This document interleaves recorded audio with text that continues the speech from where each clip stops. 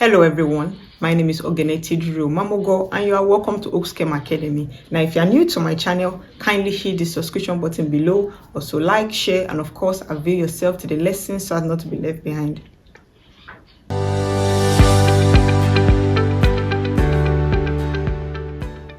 Welcome back. So in today's class, we're going to be continuing from our previous lesson under enthalpy and entropy. If you're yet to watch that video, kindly check that out in my channel. It's our last video under chemical reactions, enthalpy and entropy. Okay, but for this lesson, we're going to be learning how to solve calculations under enthalpy. Okay, so let's get right into it. Now, first things first.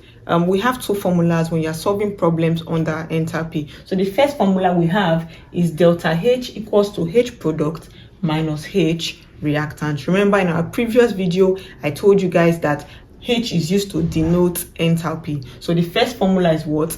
Delta H equals to H product minus H reactant. Now for the second formula, it is delta H equals to delta U plus delta N arrow T, where our U represents internal energy, our N is number of moles, our arrow is a constant, and our T is temperature. So these are the two formulas that we use when solving problems under enthalpy. Now the formula to use is dependent on the question being asked. So the formula you're going to be using to solving problems is specifically tailored to the particular question that you are given to solve.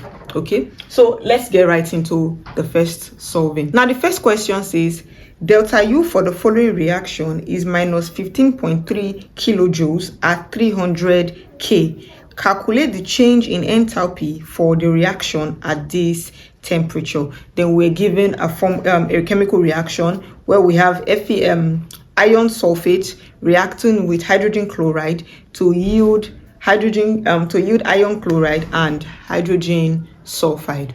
Okay, so that's the question that we have been given, and so let us solve. Now, based on this question, what formula do you think will be most suitable to solve this? We were given two formulas on the board. The first formula was delta H equals to H product minus H reactant. So which formula do you think is most suitable for this particular question? Now, the formula we're going to be using for this particular question is the second formula, which is our delta H equals to delta U plus delta N arrow T. And the reason we're going to be using this particular formula is because we were given temperature.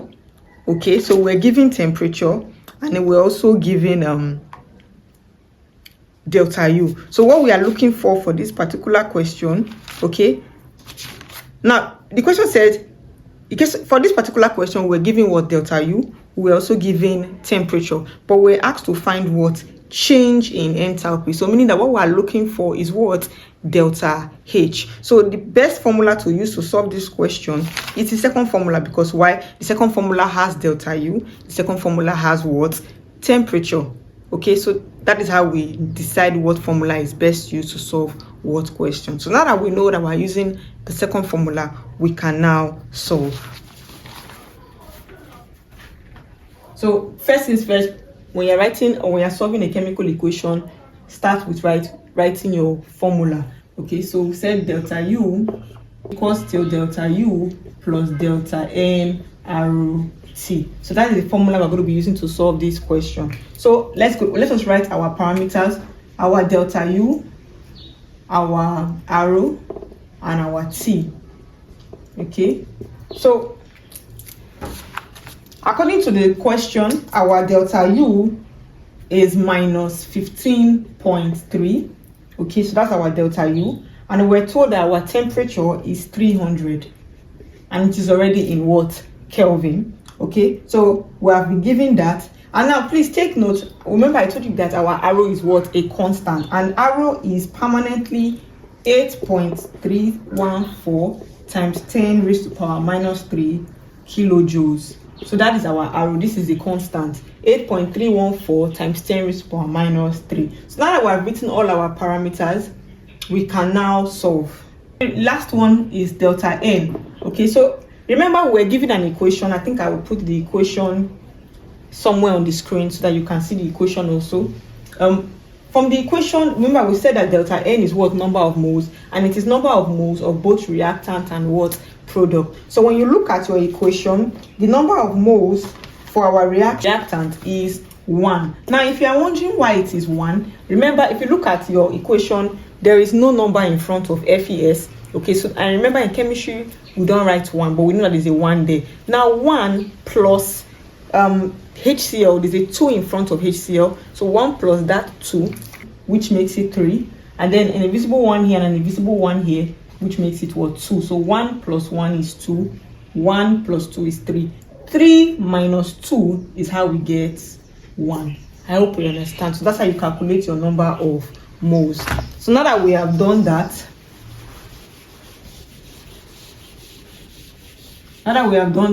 we can now calculate. Okay, so we're looking for delta H. Okay, so we're going to just substitute values. So delta H is equal to minus 15.3 plus our delta M is 1. Okay, so 1 times 8.314 times 10 raised to the power minus 3.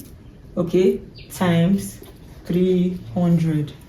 Okay, so when we do that, your final answer would be minus 12.81 kilojoules. And why is it kilojoules? Because remember, I told you that enthalpy is expressed, or the SI unit of enthalpy is joules per what? Kilogram.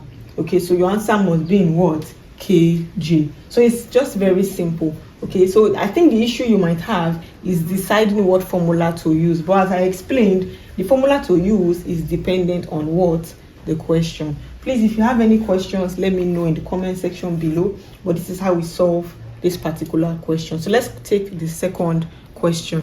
So for the second question, it says calculate the enthalpy change for the reaction Na plus Cl to yield NaCl, and we're told that given that the ionic sodium has an enthalpy of minus 239.7 kilojoules per mole and chlorine ion has an enthalpy of minus 167.4 kilojoules per mole, sodium chloride has an enthalpy of minus 411 kilojoules per mole.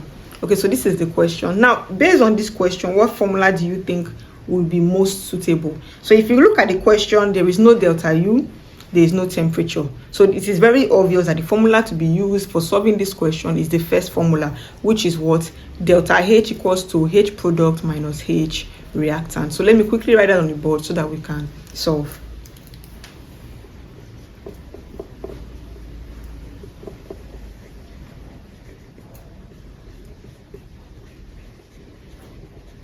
So that is what we're going to be using to solve this question.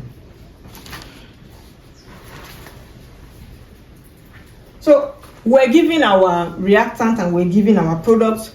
So I'm going to write it on the board. Na plus Cl minus equals to yield NaCl. Okay, so where is our product? Where is our reactant? We already know that our reactant is always on the left, and this is what our product. So from the question, we're given the values. We were told that ionic sodium has an enthalpy of what? Minus 239.7. And we're told that chlorine has an enthalpy of minus 167.4. Then we're told that sodium chloride, which is this, has an enthalpy of minus 411 kilojoules per mole. Okay, so now we have our reactant side and we have our product side. So we're going to just put it in the equation. So delta H is equal to, what is our product? So remember, it is H product minus H reactant. H product minus H reactant. So remember, it's the product that you're putting here, and our product is what? Minus 411. Okay, minus H reactant. So I'm going to put this in a box. So that is minus 239.7 plus here, but you know that plus times minus is what? Minus. So minus 167.4. Okay, so if you do that in your calculator, what you will have is minus 411 minus, so we have minus times minus, which becomes what? Plus. So minus times minus is what? Plus. And then 239.7 minus 167.4. If you do that in your calculator, you would have 407.1. Okay, so we have 407.1. So you can see that it's pretty easy this way. So just quickly use your calculators. Minus 411 plus 407.1, and then our final answer will be minus 3.9 kilojoules per mole. Okay, so please take note, enthalpy is denoted by, please take note, the SI unit of enthalpy is what? Kilojoules per mole. So this is our final answer. You can see that it's very simple. So the formula to use is totally dependent on the type of question being asked. So I think we will take one more question and then we'll finalize enthalpy. So if you understand it up to this point, try attempting the final question on your own. Also let me know in the comment section if you're able to get the answer on your own. So that said, I'll be solving it and then you check if you're correct or not. Okay, for the last question, which is our question number 3, it gave an equation. We have C2H5OH plus O2 to yield CO2 plus H2O, and we're told that the delta HF, which is the enthalpy of formation, we're told that ethanol has an enthalpy of minus 278, and we're told that carbon dioxide has an enthalpy of minus 395. Water has an enthalpy of minus 86, and we're asked to calculate the enthalpy change for the entire reaction. So from this question, it's very obvious that the formula we're going to be using, can you guess it? Yes, it is the word first formula, because why? This particular formula has reactant side and product side. It does not have delta U, it does not have what? Temperature. So we're going to be making use of what? The first formula, which is delta H equals to H product minus H reactant. Okay, so we can quickly solve this. Remember, we're going to be writing our formula, which I just gave. So which is, let me put that at the bottom, C2H5OH plus 3O2 to yield 2CO2 plus 3H2O. Okay, so we're going to be writing our reactant side and our product side. So for the reactant side, we're told this is ethanol, and we're told it has an enthalpy of minus 278, and water has an enthalpy of minus 286, and we're told that carbon dioxide has an enthalpy of minus 395. Now we're not told what the enthalpy of oxygen is, but please take note, enthalpy of a free element, which in this case is oxygen, is always 0. So please take note, enthalpy of a free element, which in this case is oxygen, is always 0. When we say free element, we mean unattached or uncombined to another element. So it is not a compound. So please take note, it is always what? 0. So now that we have done this, we already know that this is your product side and this is your reactant side. So we can come back to the formula. So delta H is equal to, our product is this, which is minus 395, okay, minus 286. And then we have, so we'll put this in a bracket so that we're not confused. And then we have what? Our reactant side, which is this side, so that is minus 278, okay, plus 0.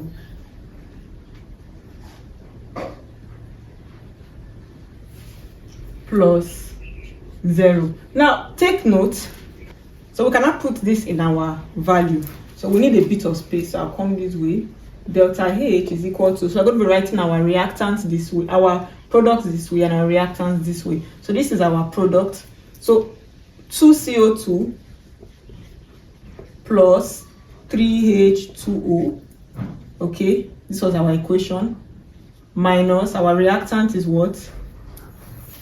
C2H5OH plus 3O2. So now that we have written out our equations, we can now substitute the values. So the value for CO2 is minus 395, but don't forget there's a 2 in front. Unlike our previous equation that did not have numbers in front, for this particular equation, we have numbers in front of our compound. So don't forget them in your solving. So we have 2. So we have 2 times, what's the value for CO2? Minus 395.